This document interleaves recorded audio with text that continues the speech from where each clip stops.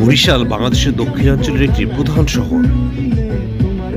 এটি বরিশাল বিভাগের অন্তর্গত ও একই সাথে জেলা ও বিভাগীয় সদর দপ্তর। আজ আপনাদের বরিশাল শহরের কিছু অংশ দেখাবো। কীর্তনখোলা নদীর তীরে মোগল আমলে স্থাপিত লবণচৌকি গির্দে বন্দরকে কেন্দ্র করে এ শহর গড়ে ওঠে 1801 সালে। বরিশালে তৎকালীন বাকেরগঞ্জ জেলার সদর দপ্তর স্থাপিত হলে শহর হিসেবে এর ব্যাপক গুরুত্ব বাড়ে। দেশের খাদ্যশস্য উৎপাদনের একটি মূল উৎস এই বৃহত্তর বরিশাল। বরিশালে একটি নদীবন্দর রয়েছে, যেটি দেশের অন্যতম প্রাচীন, দ্বিতীয় বৃহত্তম ও গুরুত্বপূর্ণ একটি নদীবন্দর। আপনারা ভিডিওতে বরিশাল শহরের বিভিন্ন অংশ দেখছেন। বরিশাল নামকরণ সম্পর্কে বিভিন্ন মতভেদ রয়েছে। এক কিংবদন্তি থেকে জানা যায় যে পূর্বে এখানে খুব বড় বড় শাল গাছ জন্মাতো, আর এই বড় শাল গাছের কারণে বরিশাল নামের উৎপত্তি।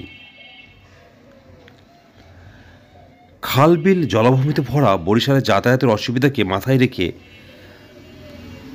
চালু হয়েছে আইতে শাল যাইতে শাল, তার নাম বরিশাল। কেউ কেউ দাবি করে পর্তুগিজ বেরি ও শেলির প্রেম কাহিনীর জন্য বরিশাল নামকরণ করা হয়েছে। অন্য এক কিংবদন্তি থেকে জানা যায় যে গির্দে বন্দরে ঢাকার নবাবদের বড় বড় লবণের গোলা ও চৌকি ছিল। ইংরেজ ও পর্তুগিজ বণিকরা বড় বড় লবণের চৌকিকে বরিশাল বলতো। আবার অনেকের ধারণা এখানকার লবণের দানাগুলো বড় বড় ছিল বলে বরিশাল বলা হতো। পরবর্তীতে বরিশাল শব্দটি পরিবর্তিত হয়ে বরিশাল নামের পরিচিতি লাভ করে। বরিশাল খুবই সুন্দর শহর। আপনারা বরিশাল সদরের প্ল্যানেট পার্ক দেখছেন, এবং এর উল্টো পাশেই রয়েছে বেলস পার্ক। সাজানো গোছানো একটি সুন্দর শহর। শহরে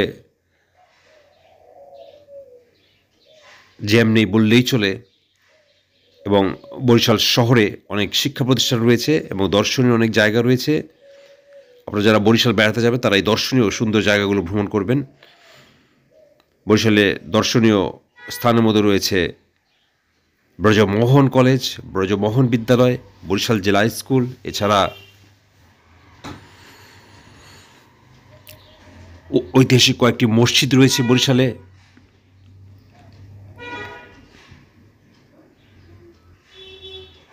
শেরে বাংলা একে ফজল হকের বাড়িও বরিশালে। তাই বরিশালে যখন আসবেন এই দর্শনীয় জায়গাগুলো অবশ্যই ঘুরে দেখবেন। সাজানো গোছানো একটি সুন্দর শহর। আপনারা বরিশালের বিভিন্ন লোকেশন দেখছেন। বরিশালে বর্তমানে যেতে 3.5 থেকে 4 ঘন্টা সময় লাগে।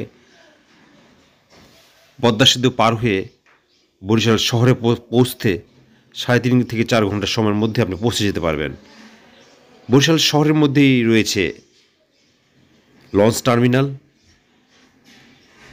এবং দেখার মতো সুন্দর কয়েকটি জায়গা। দেখা হবে আবার নতুন এক জায়গায়।